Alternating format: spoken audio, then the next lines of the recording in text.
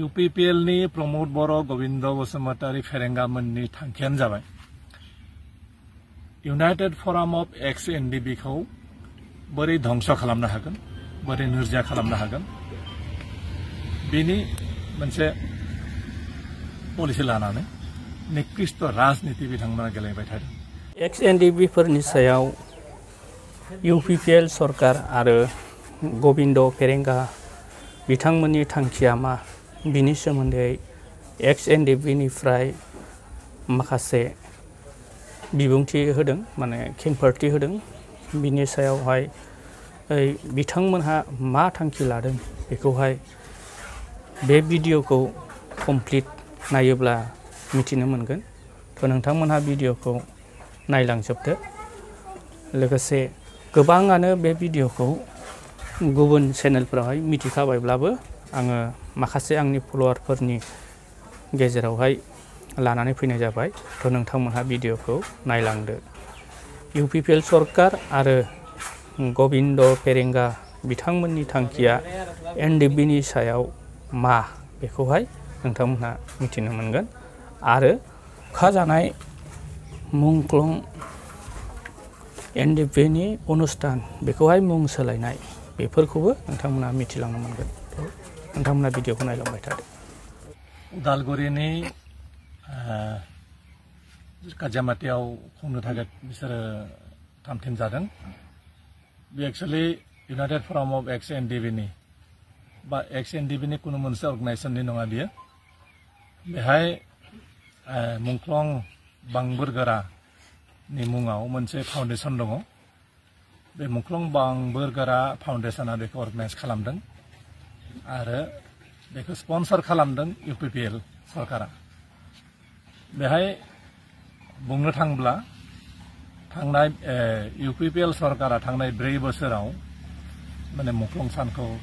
बिदि खुङाखै आरो बेबायदि यूनाइटेड फराम अफ एक्स एनडीबी नि जिखुनु माबायाव बिथांमोना मदद हेफाजाबबो होआखै जिखुनु प्रग्रामाव। नाथाय देग्लाय जिहेतु फैगौ इलेक्शन खाथियाव सफैबाय एक्स एनडीबी फ्राबो मोनसे फोर्स बे फोर्सखौ बोरै बोननानै लाखिनो हागोन बेनि मोनसे निकृष्ट मोनसे राजनीति खालामदों आरो बेहाय जों मिथिनायाव यूनाइटेड फराम अफ एक्स एनडीबी नि बारग' एनडीबी नि सोद्रोमाफोरखौ किसुमान प्रलोभन होनानै बिथांमोना लेंहरदों। बिथांमोना गावसोरनि किसुमान एजेन्टफोरखौ गामि गामि जायगा जायगा थिनहरनानै बुंदोंनो जे एसग्रेसिया होगोन, 3rd ग्रेड 4th ग्रेडनि साकरि होगोन, बेनिफ्राय रिहेबिलिटेसन होगोन। गतिके जोंनाव फैनांगौ, जोंनियाव बे जितु अर्गानाइज खालामदों बेयाव बाहागो लानांगौ, बेबायदि मोनसे निकृष्ट राजनीति खालामदों। UPPL नि प्रमोद बर' गोविंद बसुमतारी फेरेंगामोननि थांखियानो जाबाय United forum of ex NDB खौ बोरै धंस खालामनो हागोन बोरै नोरजिया खालामनो हागोन बेनि मोनसे पलिसि लानानै निकृष्ट राजनीति बिथांमोना गेलेबाय थादों। आरो बेहाय जितुनेखि काजियामाटी बे ओनसोलाव मोनसे रंगमंच जाय यूनाइटेड एनडीबी निफ्राय आजिरा लानाय बारग' एनडीबी बिथांमोना मुंख्लं बांबोरगोरानि नामाव ओपन स्टेज मोनसे कमिउनिटी हल दंमोन। बे हलखौनो रं सं फोननानै आरो UPPL नि गोविंद रुजुग्रामोना बेनि नामखौ सोलायनानै मुंख्लं रनजित बसुमतारी टाइगार बिथांनि नामाव नामखौ सोलायनानै बेखौनो जोंनि बारग' एनडीबी आजिरा लानानै थानाय जोंनि रंगा बिलिफां बिथांमोना बेखौ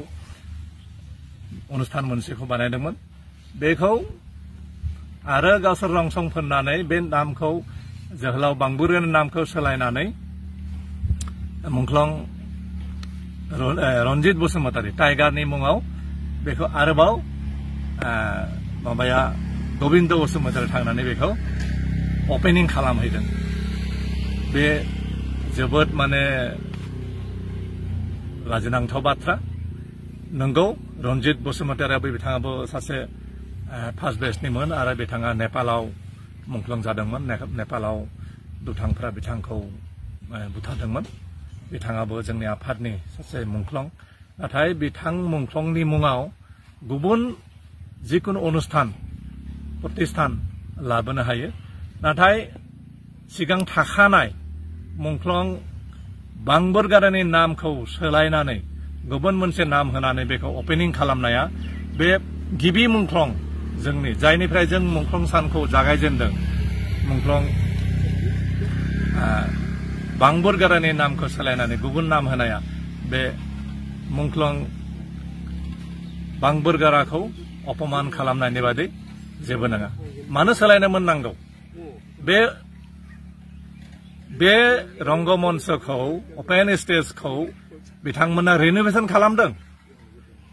जेसेबांखि बिनि नामाव अनुष्ठाना जाया मानो रिनोवेशन खालामा मानो लुदेरा मानो बे मुङानो थानांगौ जे फार्स्टनि जायनि मुङाव बेखौ उत्सर्ग खालामदों बावदों बिथांनि नामावनो बे अनुष्ठाना थानांगौ नाथाय पुराना बुस्थुखौनो रं सं फोननानै रिनोवेशन खालामनानै गुबुन सासेनि नाम होनानै बेखौ गोविंद बसुमतारी थांनानै ओपनिं खालामनाया जोबोद लासिंसिं जादों बेनि गेजेराव बिथांमोना जोंनिफ्राय जेबो कनसेन्ट लायाखै जोंनाव सोङाखैबो गावसोरनि गोसो बायदि बिथांमोननि प्रग्रामाव जोंनि नामफोरखौ सोना होदों माने बिथांमोना दिन्थिनो नागिरदों जे जों गासैबो दङ होननानै बेबायदि मोनसे दिन्थिनो थाखाय प्रग्रामाव नामफोरखौ सोदों किन्तु जोंनिफ्राय जेबो कनसेन्ट लायाखै जों बुंखादों जों मोनसे आलादा मोनसे प्लेटफर्म दङ जों इउनाइटेड फराम अफ एक्स एनडिबि हिसाबै जों गासै बारग' एनडिबिफोरखौ जों बेहाय रिप्रेजेन्ट खालामो जों बेहाय जों जिहेतु गुबुनैनो दिनै बे हिस्ट्रिकेल जारिमिनारि जायगा गहपुरनि बे दैमालु गेलेग्रा फोथाराव जों अर्गानाइज खालामदों गतिके जों बेहाय बे बाहागो लानायनि कुनु मोनसे माबा थाया